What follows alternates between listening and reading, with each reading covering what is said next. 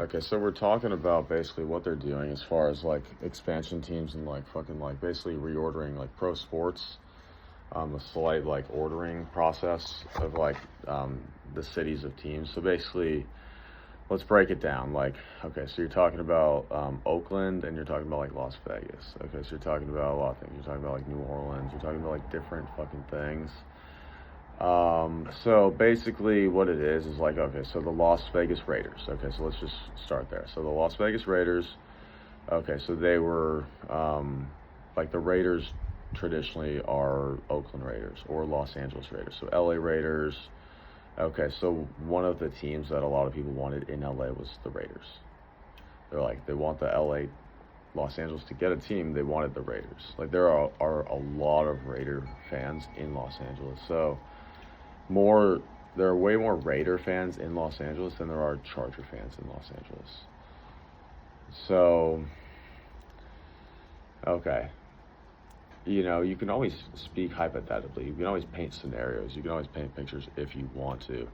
Okay, but it wouldn't even really be at that point. But anyway, there's a couple ways to think about that. Okay, well, most people would be like, oh, well, obviously, if you're a Raider fan in Los Angeles, then that means that they should have moved the Raiders to fucking Los Angeles. Or you could think about it like all the Raider fans in Los Angeles need to move to Las Vegas.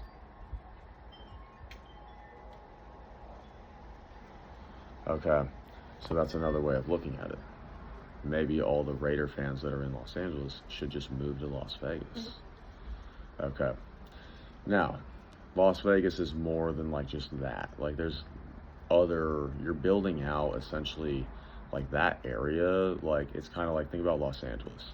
So Los Angeles has so many like areas outside of it. Like Las Vegas kind of like really doesn't. Okay, so generally what's going to end up happening, or what can probably be done, is like the biggest downside with like Nevada and Las Vegas. Okay, so you have to understand this. So we can make Nevada luscious, which means it's going to cool down the temperature. We can make the it's really important to fucking like get things correct. We can make like Nevada like luscious and stuff like that. I'm a part of the process of beginning this, and this is serious. Like this is actual science. So it's like advancements in science basically is what we are like embarking on. And so that's why I like to always speak my opinion, just because it's like, there would be things that might be able to be done that might seem like otherworldly or whatever, but the reality is the person who's going to do that, they're usually going to be holding a Bible in their hand. They're usually going to be doing like a lot of various things, and those things kind of anger people. They kind of like bother people. They kind of like make people go like, well, that's kind of weird, like whatever. But anyway, so we'll go and play this like song, right? And then I'll just go ahead and like, anyway, so it's like Las Vegas has like if that can stay, it'd be decent. Okay, so I mean, this is probably fine, but you'll probably get a copyright on it. But by this point, it's just like, it's just like the house on Anchor Drive, man. Like it taught us many lessons, including like to trust our gut feeling. The deal was like one of our most bizarre. It was being sold by a Mr. like Hamia, who had like come to Las Vegas from like Canada, bought about 30 homes, and probably like cheated a lot of people. Warrants went out for his arrest. Of course, at the time we did not know this. Apparently, the authorities are still looking for this guy. Like he called Gene and said he wanted to sell a house. It was a 3-bedroom, 2-bathroom house with a swimming pool and big trees. In the front yard, Hamia told Gene it was his primary residence. Not an investment. She looked at it. The house itself was great, but Hamiya wanted an outrageous price for it, which Jean rejected. Weeks later, Jean received an email from Hamiya, who was vacationing on New Zealand. He had found someone else to buy his house, but the deal had fallen through when the financing bank found out there was age pendings on the property, which is a lien on a property, notifying the public that there is a pending legal action involving the property. Hamiya said his ex-wife's husband had filed the lease pendings until the lien was due more. The house could not go into escrow. Now Hamiya was 2 or 3 months behind on the payments. He just wanted to save his credit. Hamiya offered to deed us the property if we but the loan for rent. He was in New Zealand, Golf was in Australia, Dean was in California. Jean told Dolph that there was a lease pendings on the house. He had no idea what it entailed, but he thought he could get it. The move that he put the house is great, but then he could shake it. The big and interesting exercise he added before it. Dolph said we paid Hamiya $6,000 for the property. He deeded the house to his fiancée. Said he signed it into a land trust in our name with the loan for rent. We lease optioned the house in a month and a half to a blackjack dealer, and his wife would put down $7,000 as the option payment and the first month's rent. But during their second week in the house, a man showed up and though he told the blackjack dealer he owned the house and he would take the rent, the blackjack dealer turned on his computer, looked up ownership on New County Source Web site and told the man to get lost. Hamiya and his ex-wife had been investment partners in a group of homes after their divorce. She remarried and became business partners with her new husband, Mr. Oscar. Not long thereafter, the new Mrs. Oscar died. Oscar claimed all his wife's houses as his own. He was a closet cowboy lawyer who knew enough to slap his pendants on everything. He was also too happy, and Jean was in his process. Jean horny that it's just like the world's not really in a place where it's like it accepts sarcasm. It doesn't really understand sarcasm, and so it's like sometimes you say something and like you just buried yourself, because it's like normally like people catch it, like they know like, oh yeah, you're obviously like that's sarcasm. But when people are overly serious and they actually like don't have actually like the brain intelligence to interpret sarcasm.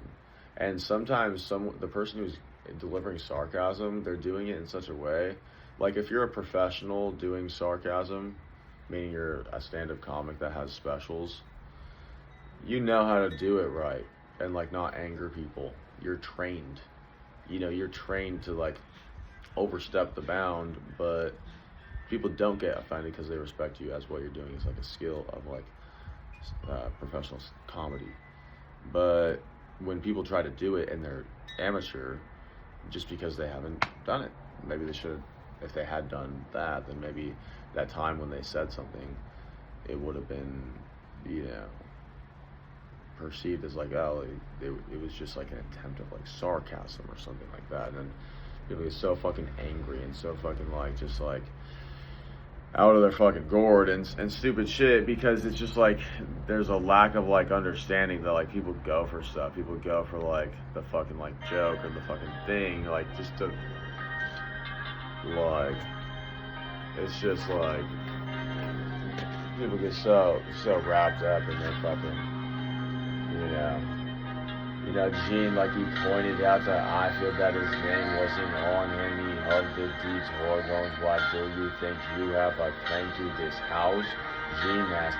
He explained if the court proved the house was Ifields, he'd get it back. In the meantime, he told Ifield to stop scaring the blackjack dealer and his wife all the time. He warned Ifield to stay away from the property, and then we began what are removing new lease pendants. We found him quiet title action which involves taking out a legal advertisement. Any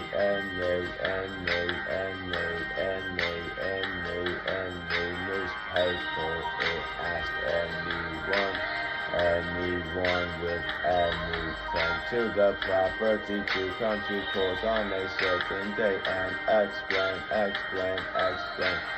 They side to a judge who would then make a ruling on rightful ownership. I feel slapped by the ring.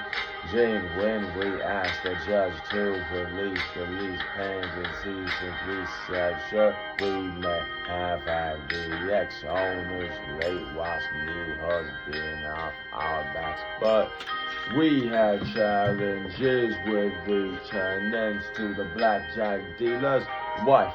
Was at the mall when a man bumped into her daughter. She got angry and hit the stranger with a purse, who turned out to be a third.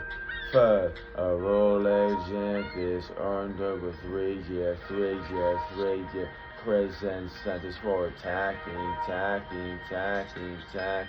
Federal agent, the blackjack dealer could not make the payments by himself. The property manager called Gene and told them the payment was 40 days late. Gene drove over to the house. It was empty. He took and there was no one in there with a gun, and that's always a good thing. Rather than a few holes in the walls, the house was in good condition. That was in Juno for when the Las Vegas market peaked and homes routinely sold above asking prices. We decided to sell Anchor driveway of 150 and 1,000 on the house. If the blackjack dealer had gone to term on the lease option, he would have made $45,000 profit. Instead, we sold it in 4 days for $250,000, making a $100,000 profit.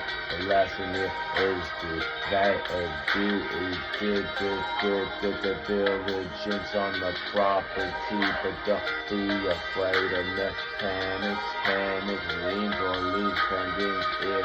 If you can't understand the merits of the claim, you can usually be easily told. In the case of Anchor, that there was a lot of equity in the property. The loan was at a great interest rate, and the mortgage had a term of 50 years with 10 remaining. It turned out to be a great deal.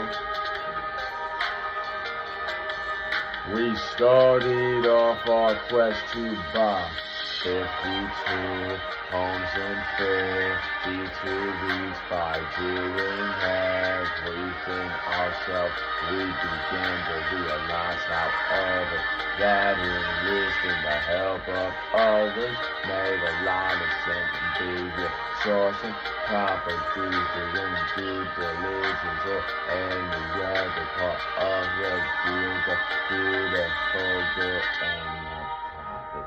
Did a beautiful girl walks into a private eye's office and asks for a favor.